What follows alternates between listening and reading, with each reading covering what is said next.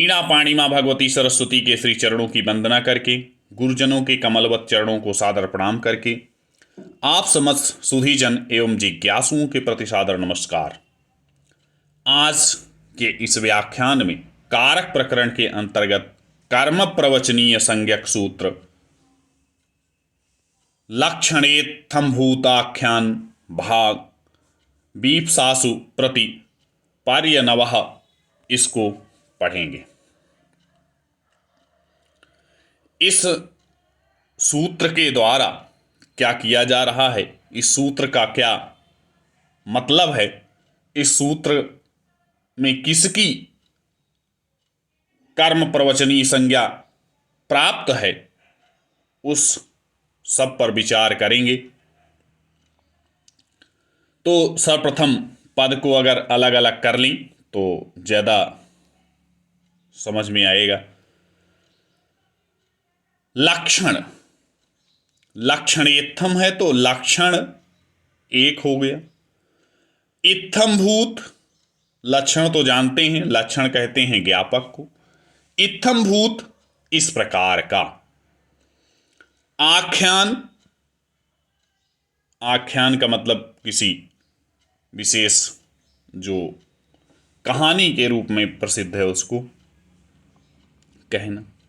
भाग, इसको आप अंश के रूप में लें। बीप्सा, व्याप्तुम इच्छा इति बीप्सा। कह रहे हैं कि यह सब क्या है, यह बहुवचन में है, पूरा सप्तमी बहुवचन का रूप है यह।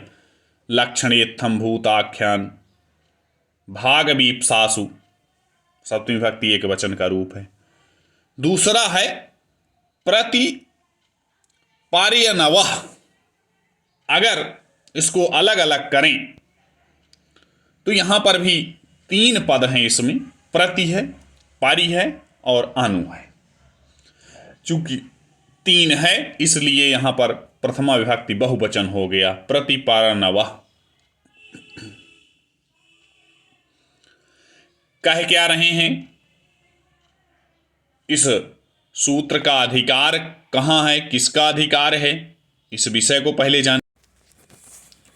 तो सूत्र के प्रकार पर अगर चर्चा करें तो यह संज्ञा सूत्र है और कर्म प्रवचनीय संज्ञा करता है। कब करेगा यह जानना आवश्यक है। तो सूत्र के अर्थ पर अगर विचार करें तब यह बात समझ में आएगी ठीक प्रकार से। कह रहे हैं जब प्रति, पारि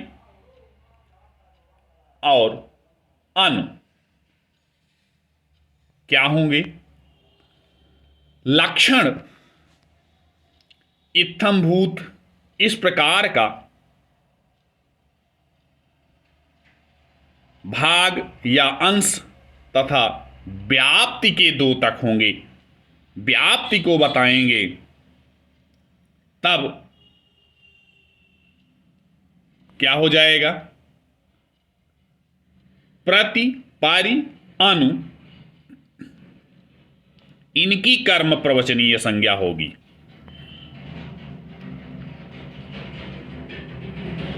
काशिका में लिखा हुआ है, लक्षणेत्थम्भूताख्याने भागे बीप्सायां च विषयभूतायां प्रतिपर्यनु इत्येते कर्म प्रवचनीय संज्ञा भवन्ति।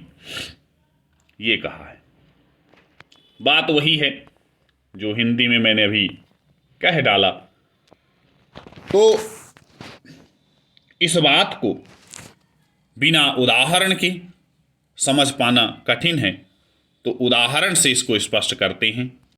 उदाहरण है, पहले लक्षणे का उदाहरण दिया गया। तावत वृक्षम प्रति विद्योतते विद्युत। यहां वृक्षम, प्रति, पारि, अनुवा तीनों को हम उदाहरण के रूप में ले लेते हैं। विद्योतते विद्युत, अर्थ क्या है इसका, यहाँ वृक्ष संबंधी द्योतनम इत्यर्थः, वृक्ष पर बिजली चमक रही है। वृक्ष के ऊपर बिजली चमक रही है और यह इसके लक्षण को बता रही है। लक्षण यहां ज्ञापक है, यहां वृक्ष का ज्ञापन करा रहे हैं, इसलिए प्रति, परि और अनु इनकी कर्म प्रवचनीय संज्ञा हुई है। और कर्म प्रवचनीय युक्ते द्वितीया, जिससे ये युक्त होते हैं उनमें द्वितीया विभक्ति होती है, इसलिए वृक्षम में द्वितीया विभक्ति का विधान किया गया है। इसी तरह से और भी उदाहरण हैं इत्थम्भूत का। साधुर्देव दत्तो मातरम प्रति मातरम परि मातरम अनु।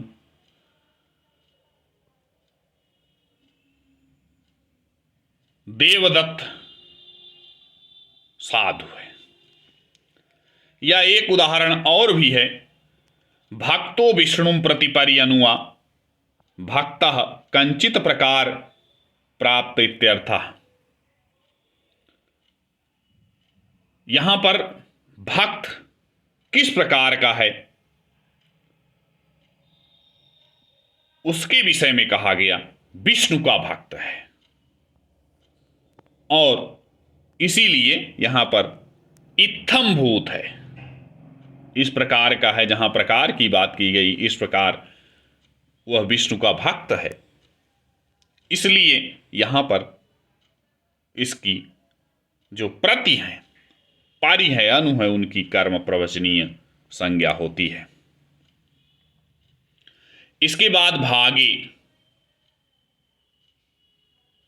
भागे लक्ष्मी रूपस्य भागस्य हरिणा सह स्वस्वामी भावः लक्ष्मीः हरिम प्रति परि अनुवा हरेर भाग इत्यर्थ। लक्ष्मी जो है वह विष्णु के हिस्से में पड़ी हुई हैं, ऐसा कहा गया। यदत्र माम प्रति स्यात्, यहां पर भी भाग के लिए कहा गया है कि मेरे भाग में यह है। माम परि स्यात्, माम अनु स्यात्, इसलिए भाग को बताने के कारण, भाग के द्योतक होने के कारण इनमें इनकी कर्म प्रवचनी संज्ञा हो जाती है। इसी तरह वीप्सायाम, पहले तो वीप्सायाम का अर्थ क्या है, द्वित्व। द्विर्वचनई नैव द्योत्यते, अर्थात दुरुक्ति जिसे कह सकते हैं। तो वृक्षम वृक्षम प्रति सिंचति, परिसिंचति, अनुसिंचति, ये है वृक्षम वृक्षम प्रति परि अनु सिंचति। दुरुक्त होने से यहां बीप्सा को बताया जा रहा है, अर्थात कोई भी वृक्ष बच नहीं रहा है जिसको न सींचते हों। तो इस प्रकार से यह जब इन अर्थों को प्रति, परि, अनु बताते हैं तब उनकी कर्म प्रवचनीय संज्ञा हो जाती है। इसी तरह से यह व्याख्यान यहीं पूर्ण होता है। आप समस्त सुधीजनों को सादर नमस्कार।